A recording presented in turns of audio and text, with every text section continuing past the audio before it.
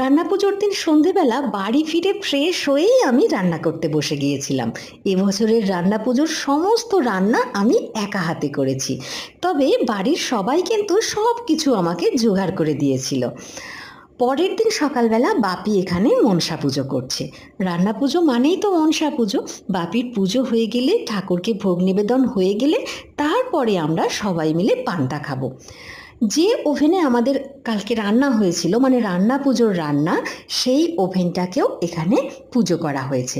আর ওই যে কলা পাতায় দেখতে পাচ্ছেন, মা মনসাকে ভোগ নিবেদন করা হয়েছে আমাদের যা যা রান্না হয়েছে কালকে রাত্রে সমস্ত কিছু দিয়ে। আজকে আমাদের বাড়ির নিয়ম হচ্ছে মনসা ঠাকুরকে দুধ কলা দিয়ে পুজো দেওয়া। সেই প্রসাদ আমরা সবাই খাই। সন্ধেবেলা বাবু ওর বাবার সঙ্গে যাচ্ছে একটা বিশ্বকর্মা পুজোর নিমন্ত্রণে। সেখান থেকে 2 প্যাকেট লাড্ডু নিয়ে ফিরল।